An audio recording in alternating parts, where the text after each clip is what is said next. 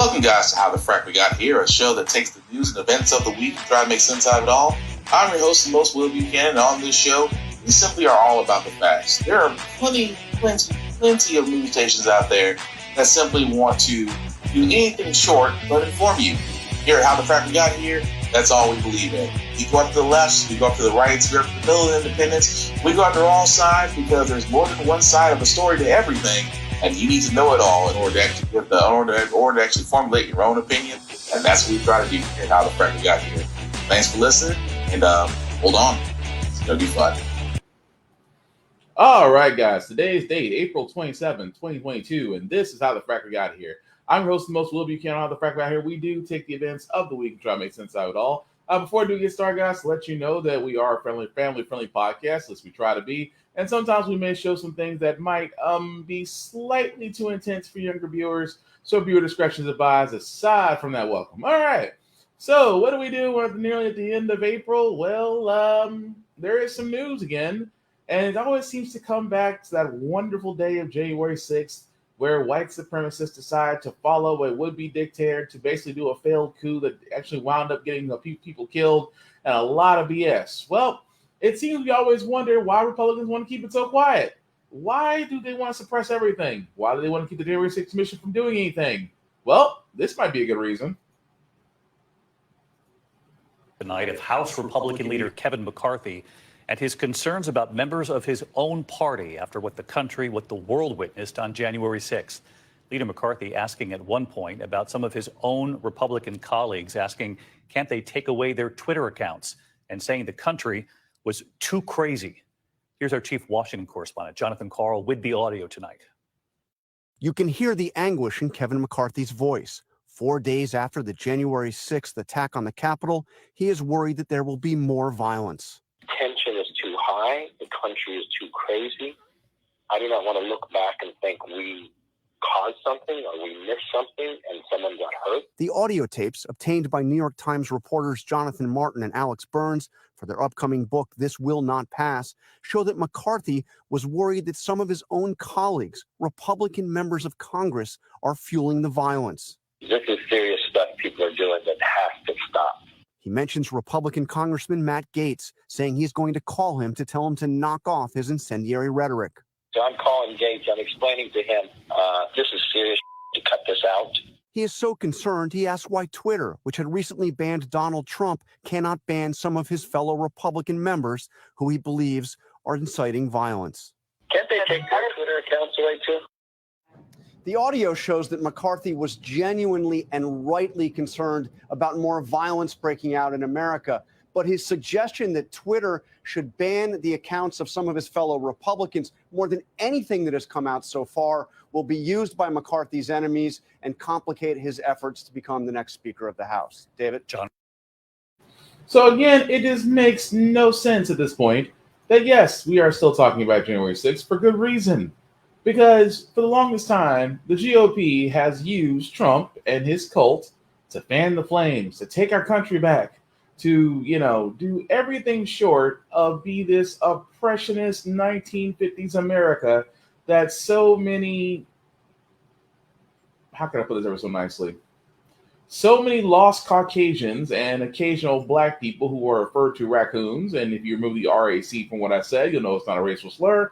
Well, at least when I say it that way. But you know what I'm trying to say when I say the raccoon community is strong out there. But again, the guy who is now the House Minority Speaker is worried because what would happen is that what if the public outcry was like, oh, so some of our own are fanning the flames? Yes.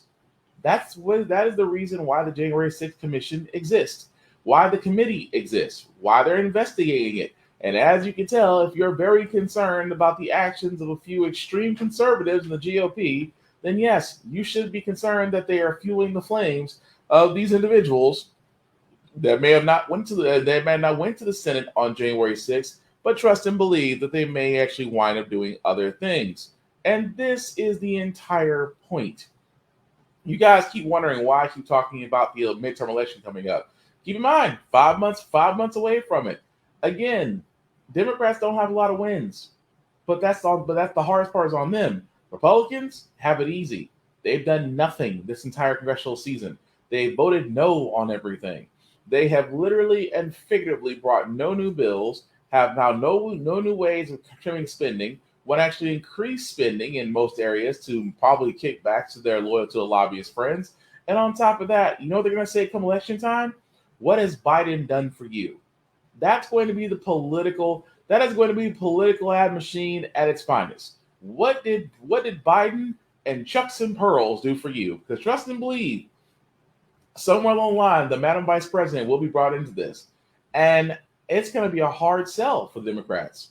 How effective has Biden been, especially with the recent issues of inflation, allowing corporations to get away with almost damn near bloody murder? You wrote an executive action to protect exclusive forests, but you can't write executive actions to actually go after the corporations and rich people and make them pay more. Which again, we'll get to Elon Musk very soon. But going back to Republicans, yeah, Republicans may have an easier time convincing idiots, but imagine if other conservatives saw that and was wondering, like, would our own GOP be the reason why the outrage has happened? Yes, because we all know full well that the person who is responsible for that failed coup is currently sitting in Mar-a-Lago right now in contempt at $10,000 a day. We only can hope we can only hope that he will be seen the inside of a courtroom and possibly the inside of a prison cell. One can hope. But moving right along, guys, you know I mentioned inflation, and just like the last time this actually happened, inflation, everything's going up with your paycheck. But you know what? I can go into that. The other part of that is, guys, is that people who are having energy bills are seeing higher bills. You guys have to remember when Texas had that freakish snowstorm in Houston, and it was actually reported here on the podcast that energy bills went throughout the roof. Well, unfortunately, it's not a winter storm, so it's not a winter storm that's causing rising in power issues again. It's simple fact of the matter is just that where is all the hightailing happening when you have utility companies pulling the same thing as corporations while squeezing pennies out of people with literally electricity bills. There we go. With electricity bills in the thousands. And I do repeat, in the thousands. When the chaos really started. Ali Zaidi lays out 6 months of baffling power bills for his house in Beacon, New York, the price rising from $190 to more than $400.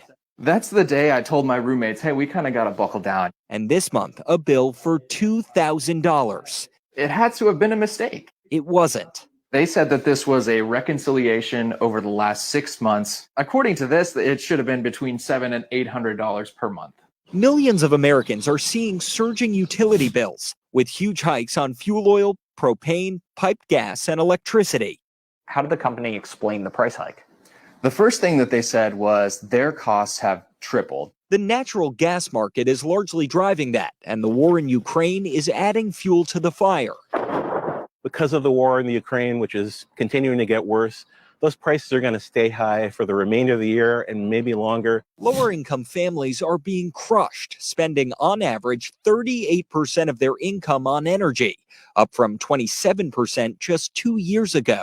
And the timing is terrible, with rising inflation on food, rent, clothing, and much more. A survey found half of Americans are now worried about affording power. I'm very conscious of it and a little paranoid.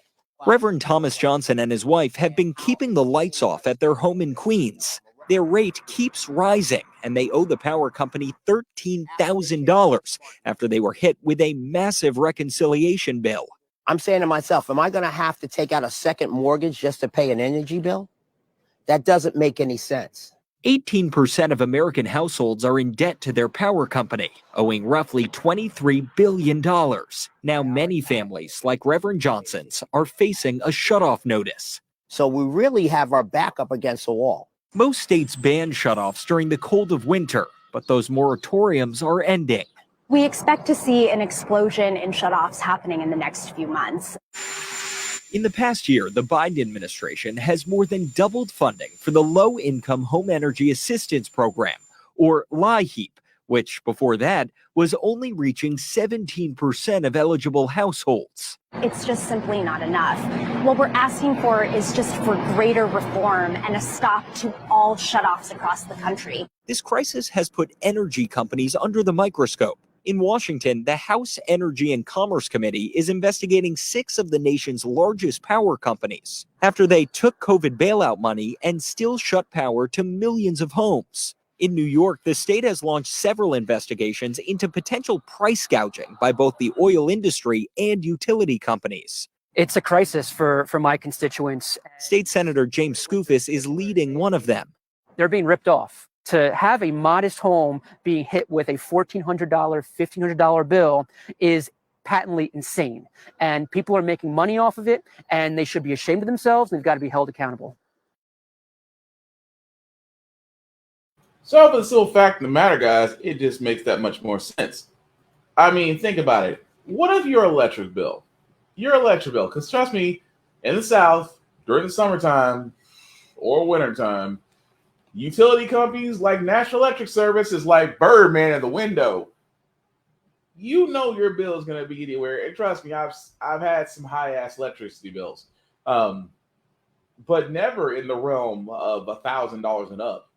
And again, I love how they keep on saying, well, it's inflation. But here's the problem with inflation. Here's what you're not saying. What are the utilities company hiring as far as what they're charging and how can they? Utilities are handled within the state or with the corporations, which unfortunately there are some corporations that do handle power. Of course, in the South, we are selectively slavered to the TVA power company, TVA corporation. But the thing I'm pointing out of all this is just that utilities just don't jump. So the reason why I say I hate apartments so much, even though myself still currently in an apartment, but I always hate that when I get that renewal notice, it's like, well, due to upkeep and cost of giving you the same service, we have to increase your costs. And I thought to myself, that is the greatest scam ever.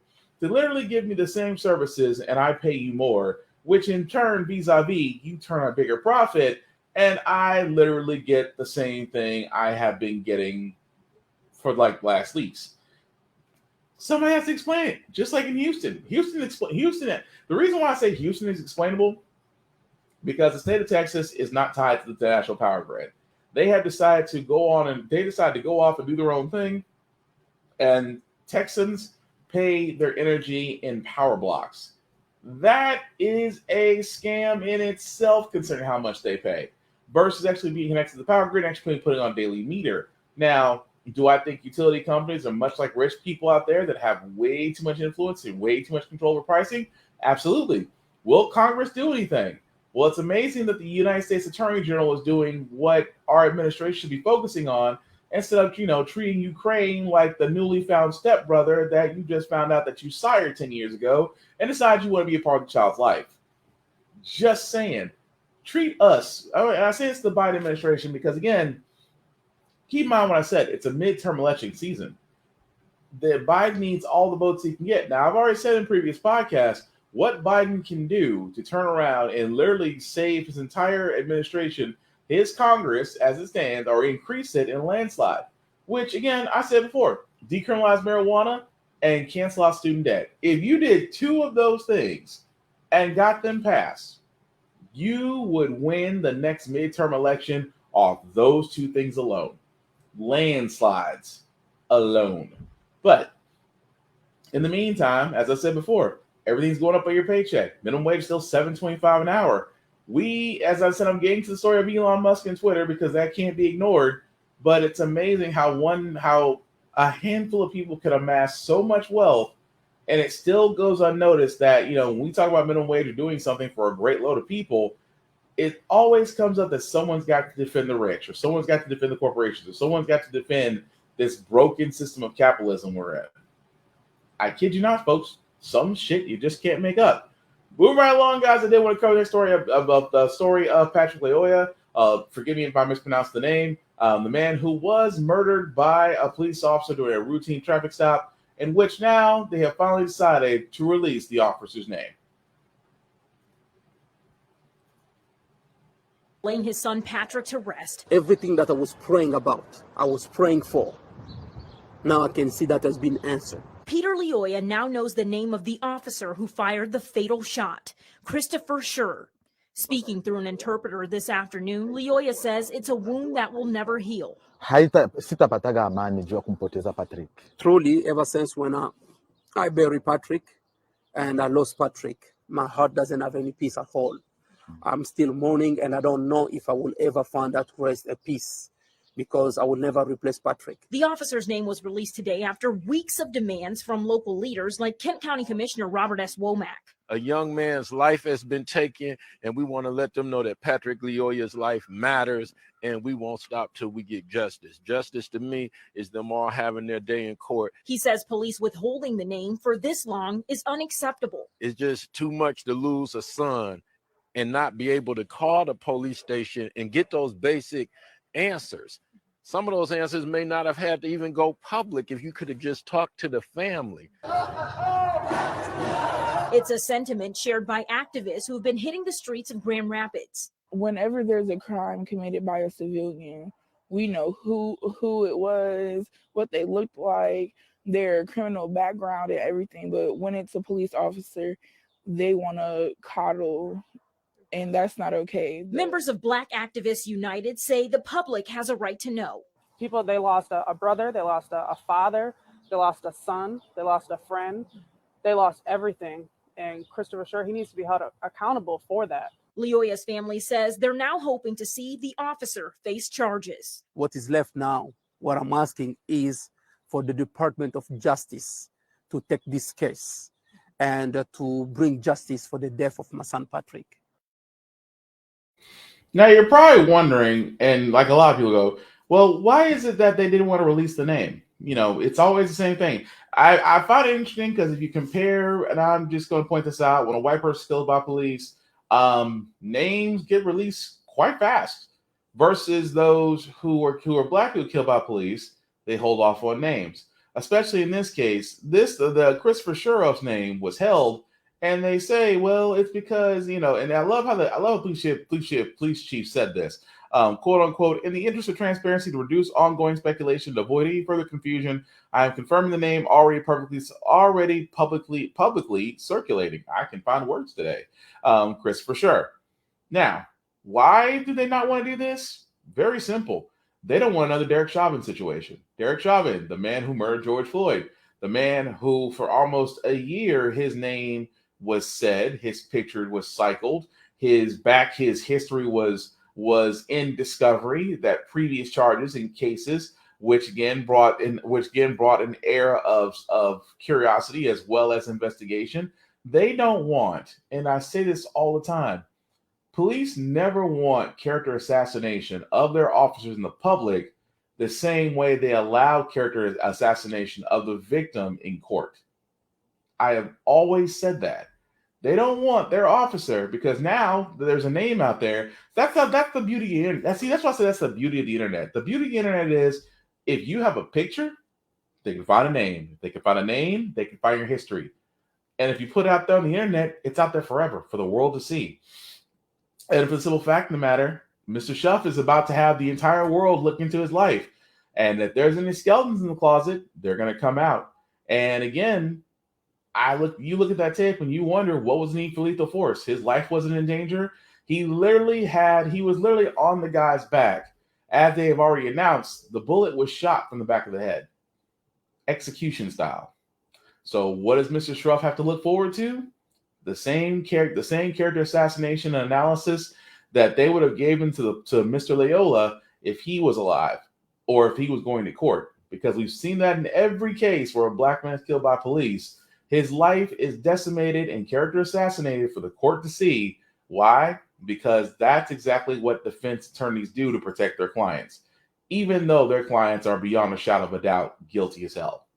Moving right along, guys. Of course, I was going to touch on this as well, that yes, unfortunately, Elon Musk, the man who bought Tesla, he did not create it, and has now decided that he has, and unfortunately with Twitter has agreed to his price of $46 billion. Billion dollars with a B. Inventor and entrepreneur Elon Musk says he wants to make Twitter, quote, better than ever after the social media platform agreed to his $44 billion offer to buy the company. But some Twitter users and Twitter employees, they're raising serious concerns. So for more on this, let's bring in ABC News financial contributor, Alexis Christoforous. So Alexa, let's break down what this buyout means for the future of Twitter. What changes could be coming, do you think? I think that's sort of the existential question we all have right now. What is this going to mean for our public discourse, for social media companies as we know them going forward? We know that Elon Musk is a prolific Twitter user. He's got great influence there with 83 million followers, and he has used the platform in the past to disparage some of his critics. You know, just a few days ago, he made some crude comments about a fellow billionaire, Bill Gates. Bill Gates had come out publicly and said he didn't believe strongly in Tesla's stock and that he was shorting the stock, meaning he was betting against it. And of course, Musk is the CEO of Tesla. So Musk took that personally and said some crude comments about Bill Gates. So the question becomes, is he going to continue to do this now that he will be the leader of Twitter? You know, it's a little bit ironic, Terry, because earlier this month, Musk was talking about Mark Zuckerberg, who is the CEO, of course, and founder of Facebook. And he was saying, you know, I'm very concerned about the structure and business model of that company and whether or not Zuckerberg will just wind up running it himself one day. Fast forward a couple of weeks, and now Elon Musk has got his own social media company that he's going to be heading up. He has told us that he wants to get rid of what he calls spam bots on Twitter. Those are those automated bots that can like other tweets, and he wants to do away with those. Those can sometimes be very malicious. So that on its face seems like a good thing. He's called it a de facto Times Square, and that it needs to, or Town Square rather, and that it needs to be all about freedom of speech, even about those who might disagree with you. So still lots of questions left to be unanswered as to just what this is going to mean for the platform going forward. Right. A lot of people have been dissatisfied. Those bots, there are days I think about 20% of Twitter, it seems to me, are bots, maybe another 20% Russians. And it is Russian hackers or trolls, I should say. That is a big operation, obviously, the Kremlin has. But he talked about free speech. And despite concerns from users, co-founder Jack Dorsey approved of this buy, and it will change. He sounds to me, Alexis, like he's trying to answer some of the criticisms that conservatives have had with Twitter. Not just the banning of President Trump, but they sense that something in the algorithm or something about the way Twitter has been policed by people who work there to look for content that shouldn't be up, that it's had a liberal bias. Do you think he has a goal of making Twitter more conservative? You know, it's hard to really pinpoint what his political bent is, what his ideology is. I mean, you mentioned Jack Dorsey. We see him right there, the founder of Twitter. He was the CEO and had to step down because he was CEO not only of Twitter, but also of the payments company Square. And lots of investors were concerned that, you know, how can you be CEO of both companies and run them effectively? And now you have Musk. He is the CEO of Tesla, the CEO of SpaceX. He has another company called The Boring Company, which deals with digging tunnels and infrastructure. So how is he going to spread out his time now amongst four different companies is yet to be seen. Interestingly, though, you know, shares of Tesla have gotten lost in the mix here. They're down about 12% since April 14th, the day that Musk announced his bid to buy Twitter. And I think that tells you that investors are very concerned about the fact that he's putting up a lot of Tesla stock as collateral to make this deal happen. But they're also very concerned about how this one man, this one billionaire with lots and lots of influence is going to be spreading out his time over the course of the years. Talk about multitasking. Apparently last night at 10 o'clock, he was in a rocketry meeting with the SpaceX talking about valve problems. Okay, so, you know, I'm good with that. So, yes, how do we sum this up, guys? Goodbye, Twitter. Twitter is no longer going to be the liberal, well, somewhat liberal, because, you know, some people did get knocked off on it, but, you know, the whole idea of it all is just that it used to be this place of free speech. Now, as long as you didn't say anything crazy or threaten people or do anything of that nature, you pretty much do anything you wanted. The problem is that this is the one thing. Elon Musk taking over Twitter is the same reason why I say GOPs want to privatize the United States Postal Mail Service. Nothing good can come out of this. He can sit there and say the entire time, oh, we're just going to make it better. We're just going to do this. We're going to get rid of spam bots. We're going to do this. I'm like, no. What you're going to do is that you're going to take one of the most popular social media platforms out there, and just like most money guys, you're going to monetize it. You're going to find some way, somehow, to monetize it, because that's what rich people do. Rich people, especially those that have too much money and too much time on their hands, are going to try to monetize something, especially something as large as Twitter. Think if Zuckerberg owned Facebook, which he already makes a buku bucks off ads and things of that nature, along with that stupid ass metaverse thing. But again, what's that allowed him to do? Bought Instagram, another popular social media website, and actually looped Instagram and Facebook together. Now imagine if he got a hold of Twitter. Imagine if he got a hold of Twitch. Twitch, another social media platform that is great because a lot of people who actually do Twitch, who stream their podcasts, their gaming sessions, their anything of the, there's people out there that just literally just watch, that just eat and just have a camera on them, and people pay money to watch them eat. I wish I could make this up. There's actual channels out there on Twitch that's like that. But imagine if someone like Elon Musk came along and said, I want to buy Twitch. I want to buy, take your pick of any social media group out there that isn't already owned. And would you not be concerned a little bit? Because what's his angle? His angle is not the idea of keeping something free and great and that we all enjoy. No, Elon Musk's idea is to monetize it somehow. And do not think for 1 second that now that Twitter is under his hands, they're not going to try to monetize it somehow. Oh, it will be. And will it be soon? Maybe. It could be down the road. But mark my words, Elon Musk, because again, his whole entire situation has been one of privilege. Father owned a diamond mine. His mother's a supermodel. He literally bought Tesla from a startup group and actually made it bigger. And at the same time, started SpaceX and now owns Twitter. And keep in mind, he put up his own stock as collateral to raise investment funds of nearly $44 billion, only to have the co-founder of Twitter go, I think we chose the right person. He was going to pay you $44 billion.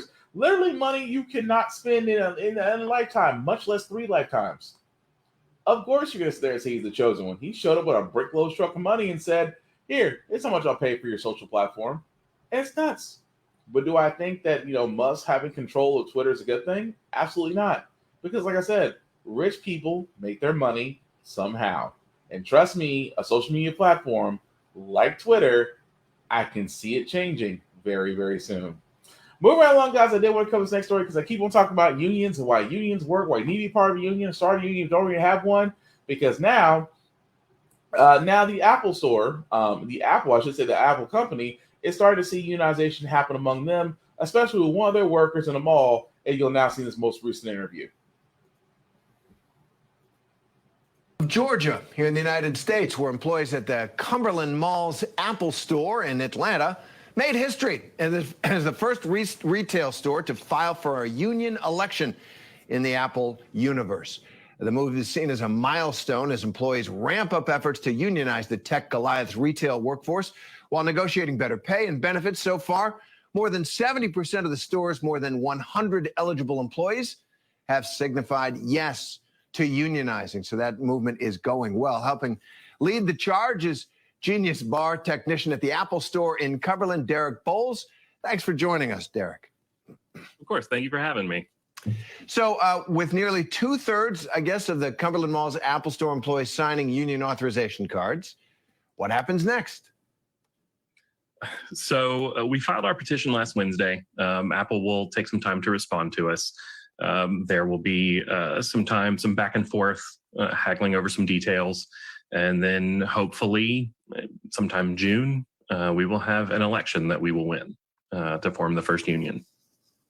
It's exciting. So why? Why do Apple employees at this store, and I assume you'd say at other Apple stores around the country, why do you guys need a union? So there are a few things. I joined Apple. I've been with Apple for 10 and a half years. And when I joined Apple, we were a $450 billion company, somewhere around there. And now we're a $3 trillion company. We've grown fairly massive. I don't think that's a surprise to anybody. What we have seen is that pay in retail has not kept up with cost of living. So in Atlanta, for example, the average apartment will cost you somewhere around $1,650 or so. If you want to be able to qualify for that, as we think that a full-time employee should be able to afford a one-bedroom apartment by themselves. If you work full-time, you deserve the dignity of a home to call your own. And to qualify for that, you got to make $28 an hour.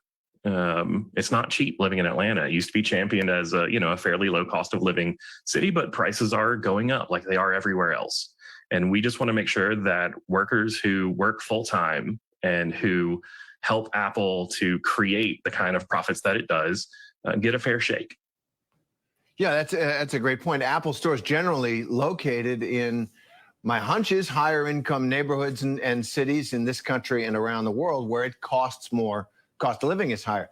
So how does unionization help reduce, I guess it's obvious, income inequality and even poverty in those communities? So if you look historically, right, you go back into the 30s and 40s and you start seeing as union membership increases, you see probably a 20-point drop in the percentage of income going to the top 10% of U.S. income earners. And you see a bigger share going to average workers.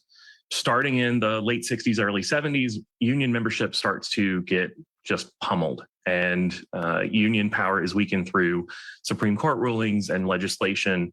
And as that happens, what we see is a massive increase in income inequality again. We start seeing that the top 10% again starts taking a much, much larger percent of the wages. And so this particularly affects women and people of color because we, on average, the average Black man will make 22% less than the average white man in the same job, accounting for the same experience, same region, and same education. Unions are a way to guarantee that everybody gets a fair wage. It doesn't matter your race. It doesn't matter your gender. It doesn't matter your sexual orientation. None of that matters. In the union, you are all together. You are all working together. And everybody gets a fair shot.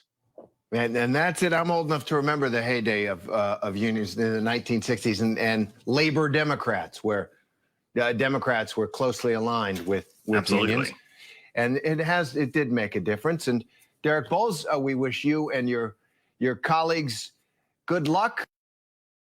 And again, another example, guys, I keep pointing out, where people are like, well, I don't understand why we need unions. The guy literally just laid out Apple, one of the top 10 companies in the world. Apple, a company that pays very little in taxes. Apple that employs hundreds of thousands of employees. And you have one store in Georgia that's one to unionize. And you say, I can see it now. Well, why do you need to unionize? Because the simple fact of the matter is, nothing holds corporations accountable but unions. That's why corporations realize, and I keep on saying this all the time, there's power in numbers. And we've seen that last year, still seeing it now. When COVID-19 was high, people still had to go to jobs weren't paying enough, and you saw literally a bunch of people leave their jobs. And who that hurt worse? Who that hurt the most? The service industry, fast food, retailers, small business stores. Because folks were leaving those jobs. The jobs they said that they didn't want to raise the minimum wage onto, the jobs that were paid $8 to $9, $8 to $9 to maybe $10 an hour. Those folks left those jobs, and those corporations struggled. Those corporations that had so many people leave them struggled. Now, ask yourself one question. A long time ago, for all those that don't remember, yes, unions were a thing. And you wonder where unions gone. Well, because corporations invested in union busting.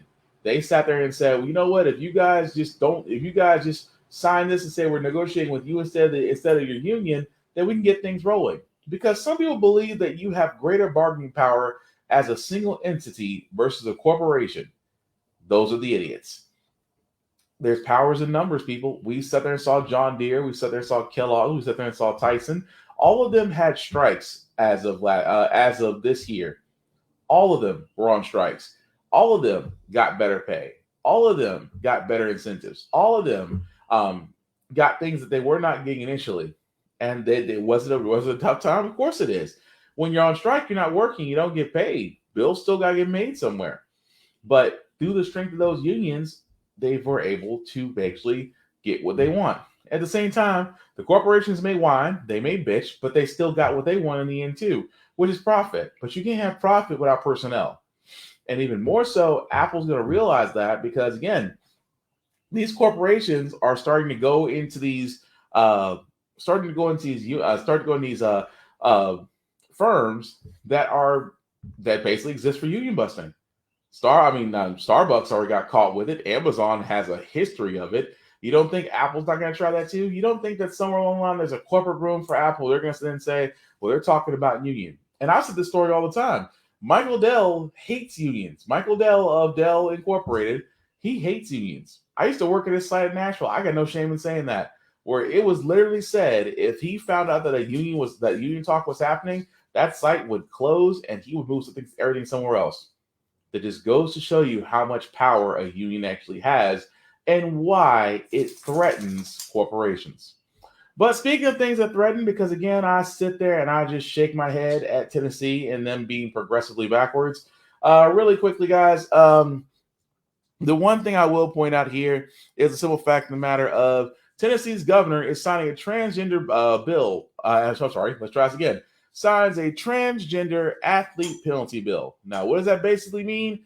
That basically means that this bill here, that according to this bill, which somehow got through the House, well, it got through the House and the Senate, surprisingly, that sat there and said that that was signed by Governor Bill Lee, that sat there and said, quote unquote, to add penalties to a ban, which is actually adding on to a ban last year, mandating that student athletes must prove their sex matches their listing on the student's original birth certificate. If the birth certificate was unavailable, that the parents must provide another form of evidence, including indicating the student's sex life at birth. Now, again, the reason why this was actually put in as last year. Now, what we're talking about here is actually the additional one, where it sat there and said, and I quote, that in the event that a school was allowing transgender athletes to participate in this, that basically the school would lose funding. And again, this is the part where it kills me about Tennessee. Like, why in the world that if you don't get your way, so what you're going to do next is that, okay, well, we didn't actually get this done, so you know what we're going to do? We're going to hurt the schools. And again, it's the same group of schools, that's the same people of schools that sat there and said, you know what we're going to do? We are going to ban CRT. Or go after any school that allows a student teacher, that allows a teacher to teach about CRT. And again, this is the part that I sit there and say so many times, this is what they try to do, enforce their way of life on others. And if it doesn't work the way they want to, they cut the funding, which again, to me, is the most dumbest thing you can do. But again, that's not the only thing Tennessee is also talking about. Again, Tennessee being progressively backwards, sat there and said that now there is a pronoun bill where it sits there and says that allows public school teachers to refuse to use a student's preferred pronoun if the pronoun is not consistent with the student's biological sex. Now, this measure 2777, which might as well be a pick four lottery number, would allow the state's public school staff to refuse to use a student's preferred pronoun when referring to the student if the preferred pronoun is not consistent with the student's biological sex, and to protect educators from civil liability and adverse employment action for doing so. This was actually passed in the House of Representatives of a vote from 67 to 25 and will advance to the state Senate as of yesterday. You guys, you cannot make this up. Imagine the fact that you are a proud transgender person and you only want to be recognized by your pronouns. And for the life of anybody, you pretty much say that the teachers can sit there and say, fuck what you want. I'm going to call you what I believe you are. You know, if you're a boy, you're going to be a he. I don't recognize myself as a boy. Too bad. The state backs me up now. And again, this is why I say Tennessee being progressively backwards. And again, this is our tax money at best, when it could be used for other things, but we're too busy trying to hide our repressed Christian selves because we're afraid of unknowns, which is amazing to me. Last one I got, guys, before we get to our feel good segment. Again, with inflation going up and things are being more expensive and your paycheck's going down, and I mean down, because no matter if you're getting a 3% pay raise, you really just take a 5% cut. But the reason why I point this out, you probably heard these apps like Afterpay, Affirm, and Klarna. Well, they're actually becoming big things now, because you can now use these apps to pay for food, gas, and other basics.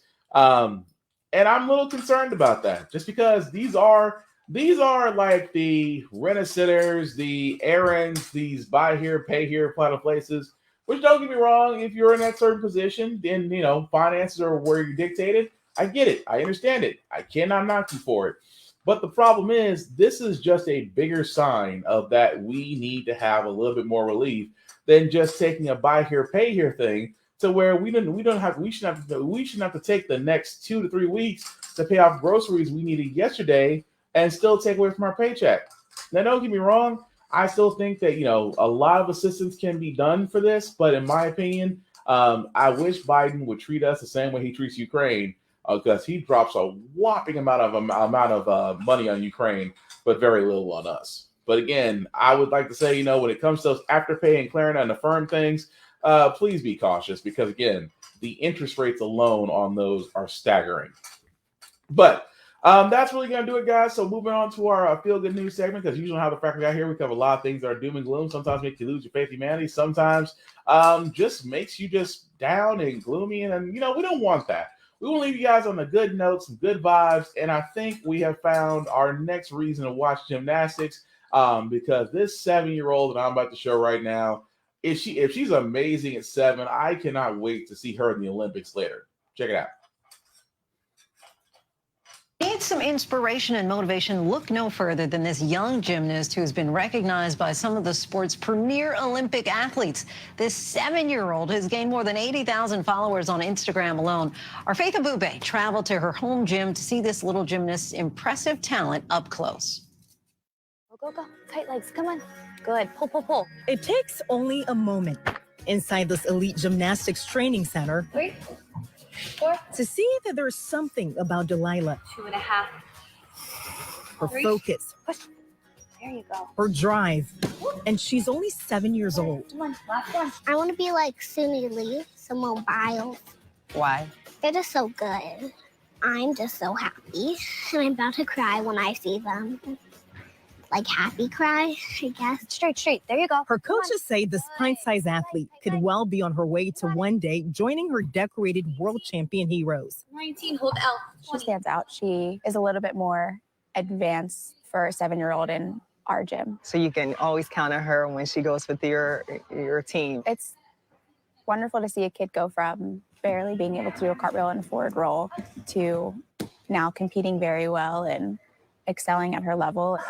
Delilah has placed at every single one of her competitions in the past 2 years, including at this one in March in Florida. What is it like for you as a mom watching her? It's pretty crazy because we don't really sit here and watch her practice. So when we see her at competition, it just wows us. So it makes us really proud to watch her. Naisha McDaniels was so proud of her daughter. There you go, girl. At the height of the pandemic, when Delilah's gym was closed, she created this Instagram page documenting her daughter's skills, achievements, and workouts.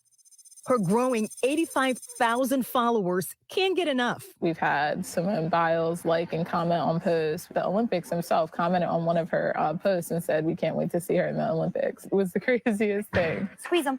That was it. I remember looking into the audience when I was competing, when I was Delilah's age, and my dad would probably be the only person of color there. Jasmine Swinigan is a former competitive gymnast. Now that I'm judging gymnastics, I'm able to look out into the audience and I'm seeing people of all colors, all sizes, all abilities in the audience. According to the Associated Press, Black women account for nearly 10% of the scholarship athletes at the NCAA Division I level. an increase from 7% in 2012, and more than 10% of USA Gymnastics membership self-identify as Black. Swinigan now works with the organization Brown Girls Who Do Gymnastics, hoping to increase participation in the sport among people of color.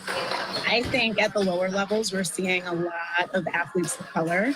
We're starting to see that kind of trickle up. Just this year, in a remarkable announcement, Fisk University in 2022 became the first historically Black college to launch a women's gymnastics team. We're also looking to be kind of a blueprint so that hopefully other HBCUs will follow along and add this sport. Come down straight legs though. Back in Delaware, Pointy feet. Delilah is practicing her ropes climbs, Swing and watch your hands scoop. tumbles, and handsprings. That was better. She's just here to have fun. Do you feel fortunate to be in a position to offer this? It's really fortunate of us to be able to afford something like this because she loves it and I wouldn't want to pull her out of it. Jump candle. McDaniel says she's letting Delilah decide how far she wants to take this.